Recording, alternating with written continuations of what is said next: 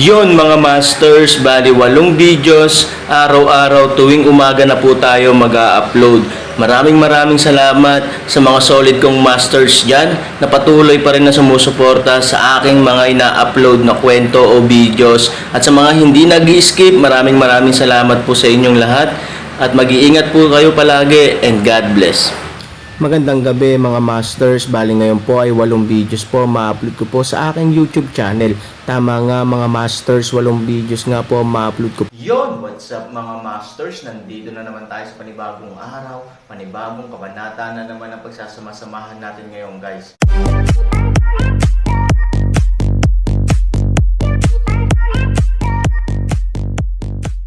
Bali mga masters, kung bago ka pa lang po sa aking YouTube channel, please click the subscribe button, lalong-lalo na po yung notification bell guys, para maging connected pa rin tayo sa isa't isa at maging updated kayo sa mga susunod ko pang video. Bali mga masters, bago natin umpisahan ng kwento ay mag-shoutout po muna tayo para sa mga solid nating tagapakinig. Shoutout kay Teo Rabadis at shoutout kay Bunso Picayo. Yun na nga mga masters, no? Bali hindi na ito patagalin. In 3, 2, 1, let's go!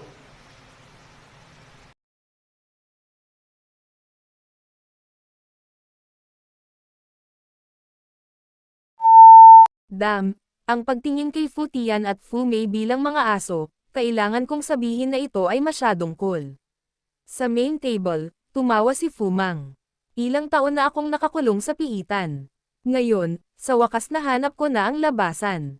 Gayunpaman, 3,000, kung tutusin, sa tingin ko ay mas perpekto kung sinusuportahan mo pa rin ang langit minsan sa huli. Nakangiting sabi ni Fu Li. Oo. Huwag mong hayaang bigyan sila ng paraan ng nihilism. Ang kanilang pamilya Fuya ay tiyak na magiging malakas, at ang kanilang mga lalamunan ay sisikilan natin.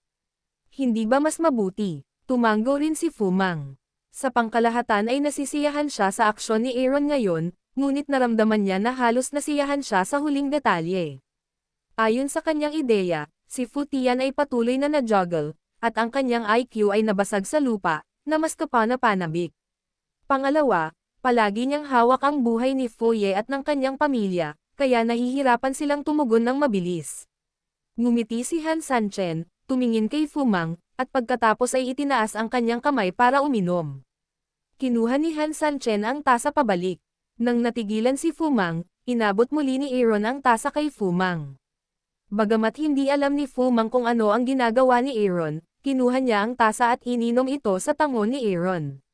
Gayunpaman, sa sandaling ang alak ay nasa kanyang lalamunan, ang kamay ni Aaron ay direktang damaykit sa bibig ni Fu Mang, na nagpainom kay Fu Mang sa kanyang lalamunan saglit, ngunit hindi niya ito maiinom, at hindi niya ito maidura, palabas. Hindi nila naintindihan. Magiliw na ngumiti si Aaron, niluwagan ang kamay, tinulungan si Mang, at diretsyong uminom sa tiyan. Gayunpaman, Aaron sa oras na ito, o gawin siyang medyo hindi komportable, ang mga mata na may maliit na hinanakit ay tumingin kay Aaron. Aaron, ano ang ginagawa mo? Aaron isang ngiti, bumalik ng isang mukha upang magtanong, sa tingin mo ngayon lang ay hindi upang bigyan ka ng tasa na inumin upang magdusa, o uminom ka sa bibig, ako biglang jam ang iyong bibig upang magdusa. Bahagyang natigilan si Fu Mang, ngunit hindi ito mahirap sumagot ng pag-isipang mabuti, tiyak na kinurot mo ang aking bibig, hindi ito komportable.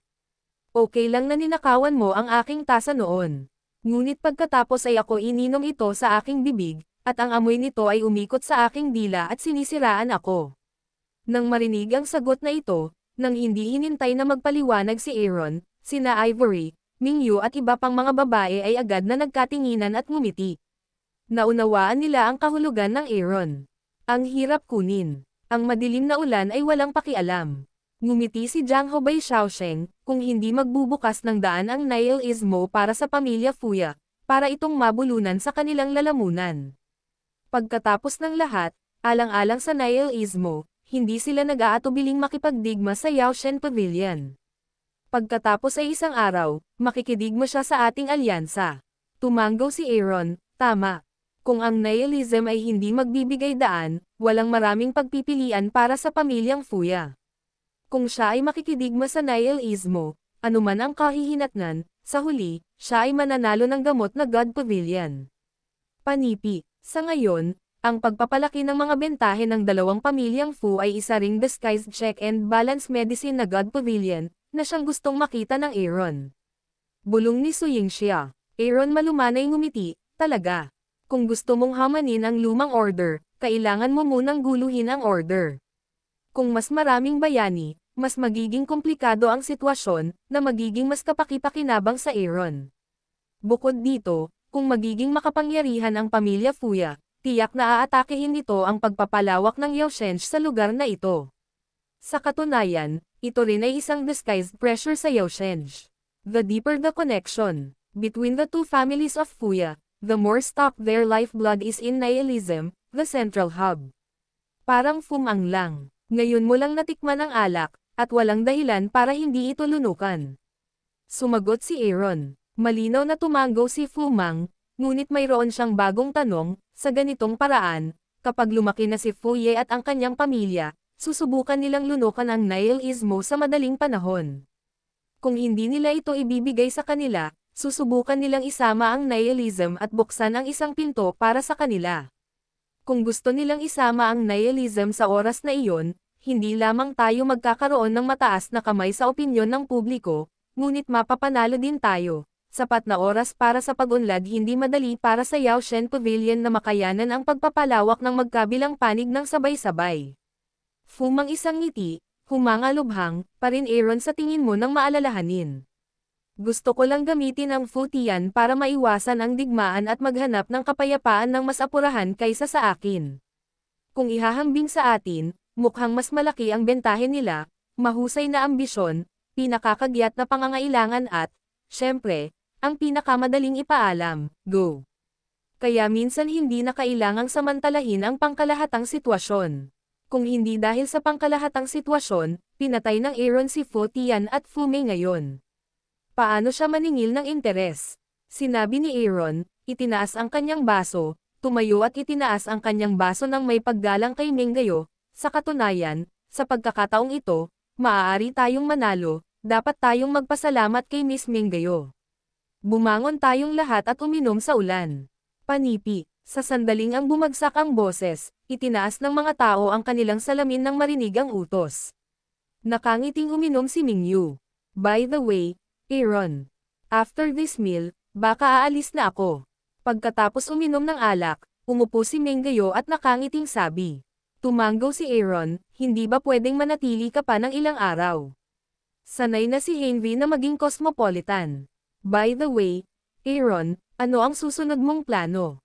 Sisigot na sana si Aaron, sa pagkakataong ito ay biglang pumasok sa pinto ang isang grupo ng mga tao na nakaputi, dahil biglang pumasok at hindi pumila, kasama ang mga taong naghihintay na sumali sa pila sa labas ng pagtatalo. Nang marinig ang ingay sa pinto, bahagyang lumingon si Aaron. Sa gate, halos 100 nakaputi ang nagtutulak sa isa't isa kasama ang mga taong nakapila. Natural, humihingi ng payo ang mga nakapila, habang hindi umiimik ang mga nakaputi. Sinubukan nilang pigilan ang lahat ng mga tao at sinamahan ang isang medyo may edad na lalaki sa gate. Ang mga alagad ng unyon sa ibang mga mesa sa silid ay agad na naglabas ng kanilang mga espada at bumangon. Ikinaway ni Aaron ang kanyang kamay para ipakita sa lahat na huwag kabahan. Sino si Mr. Aaron, please? Tanong ng medyo may edad na lalaking nakaputi. Ako nga. Mahinang sabi ni Aaron. Panginoon ko, mangyaring pumunta sa mansyon para makipag-usap. Ang mga nasa katanghaliang gulang ay magalang. Nang hindi na hinintay na sumagot si Aaron, umalis na si Fumang. Sinabi niya sa mahinang boses, huwag kang pumunta, Aaron. Mag-ingat sa pagdaraya. Oo, pinuno ng alyansa, malamang na may tumutulong sa pamilya o sa pamilya ye. Gawin natin silang kalokohan sa lansangan ngayon. Dapat ay isang engranding piging ang pag-imbite sa kanila sa urn. Nag-aalala rin ang tula sa kalsada. Lumingon si Aaron at nakitang maraming mukha ang nag-aalala. Maging si Qin Shuang, na halos isang araw nang nakatitig sa pot soil, ay tumangala sa kanyang sarili. Malinaw, sa isip ng lahat, hindi makakapunta ang Aaron sa pagkakataong ito. Sino ang amo mo? Tulungang bumangon, malamig na boses. Ang nasa katanghaliang gulang na lalaki ay yumuko at sinabing, I'm sorry, Aaron will know. Sabay na tayo. Tumayo din si Bai Xiaosheng at sinabi. Sabi ng host ko, si Mr. Aaron lang ang iimbitahan. Ang mga nasa katanghaliang gulang ay makatao. 3,000, parang may dayaan. Umiling si Bai Xiaosheng para hikayatin siya. Nang makitang nag-aalala ang lahat, ngumiti si Aaron at tinapik si Bai Xiaosheng sa balikat, nagsumikap kapag katapos ng hapunan. Napakaraming tao sa labas. Pumili ng ilang angkop na tao para sumali sa alyansa. Ayaw mo talagang sumama, di ba? Nag-aalalang sabi ni Bai Xiaosheng sa Jiang Ho. Bakit hindi pumunta? Tumawa si Aaron. Gayunpaman, ang Medicine God Pavilion ay natalo, at ang pamilya Fuya ay napahiya. Kung pupunta kang mag-isa, ano ang dapat mong gawin kung sakaling magkaroon ng panganib? Nagsalita si Master Sanyong. Tumingin si Aaron kay Ivory. Bagamat nag-aalala siya, alam ni Aaron mula sa kanyang mga mata na naniniwala siya at sumusuporta sa kanyang desisyon. Tumango si Aaron, bumaba ng pangungusap at ginawa ang sinabi sa kanya. Pagkatapos ay sinundan niya ang nasa katanghaliang gulang na lalaking nakaputi. Sa labas ng inn, may dagat ng mga tao. Nang makitang lumabas ang Aaron mula sa inn, dumagsa ang mga tao. Hindi mabilang na tao ang nagwagayway ng kanilang mga braso o sumigaw. Pambihira ang sigasig. Aaron, ikaw ang idol ko. Dinala ko sa iyo ang aking 800 kapatid. Panipi, Aaron, be my big brother. Nagkaroon ng maraming ingay. Sa kabutihang palad, si Bai Xiaosheng sa Jiang Ho ay nagmamadaling lumabas at hiniling sa lahat na magparehistro alinsunod sa utos. Nakataka si Aaron mula sa karamihan kasama ang mahigit 100 tao na nakaputi. Walang imak hanggang sa paligid ng karamihan, ilang porter na may dalang sedan na upuan ang matagal nang naghihintay. Mr. Han, pakiusap, magalang na yumoko ang medyo may edad na lalaki. Tumango si Aaron at umupo sa sedan chair. Bagamat hindi gaanong kalakihan ang upuan ng sedan, maluhurin ang palamuti. Sa unang tingin, ito ay isang tahanan ng malaking kayamanan. Sa sedan upuan, Aaron din bihirang dahan-daang ipinikit ang kanyang mga mata, isang tao upang magpahinga at magpahinga.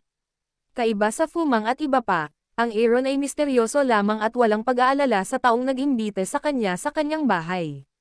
Sa maliit na Chanho City na ito, hindi iniisip ng Aaron kung gaano karaming tao ang maaaring saktan ang kanyang sarili.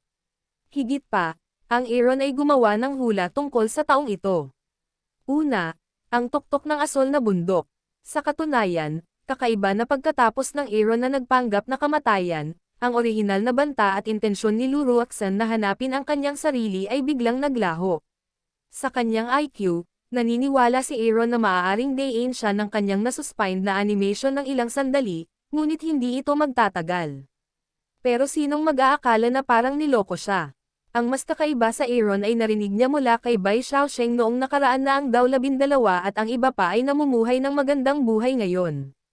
Ang lahat ng ito ay talagang nagparamdam kay Aaron na kakaiba, kahit na hindi makatwiran, ngunit hindi niya malutas ang lahat ng mga pagdududa sa kanyang sarili. Kaya sa panahon ng digmaan, nagkusa si Aaron na ipakita ang kanyang pagkakakilanlan, at ang ilan sa mga salik ay katulad nito. Kaya ngayon biglang may misteryosong naghahanap sa kanyang sarili. Ang unang hula ng Aaron ay si Lu Ruoxan. Para sa pangalawa, iniisip ng Aaron na maaaring si Shijun iyon. Kung ano ang sinabi niya kay Ye Shijun sa kanyang tainga, maaaring hindi makatulog si Shijun araw at gabi. Noong nakaraan, ang dalawang pamilyang Foye ay nakipagtulungan man lang sa kanilang sarili sa Anti-Drug God Pavilion, ngunit sa break ngayon, mas magiging mahirap ang buhay ni Shijun. Baka mag-alala siya na magkatotoo ang pangungusap. Ngunit nang naisip ito ng Aaron, huminto ang sedan na upuan. Sa sandaling huminto ako, ang tunog ng tubig sa labas ng kotse ay mahina, at ang kutsarita ay kumakaluskos. May isang uri ng mapayapang lambingan, na nagparamdam sa mga tao na para silang nasa isang fairyland. Nakangiti si Han Sanchen. Sa oras na ito, binuksan ng porter ang kurtina at nakita ang Greenwater Pavilion sa di kalayuan. Pagtingin sa mga taong muling tumugtog ng piano sa pavilion, puno ng aksidente ang mukha ni Aaron. Yun na nga mga masters, no? Bali panibagong kabanata na naman yung natapos natin ngayong gabi. Muli, maraming salamat po.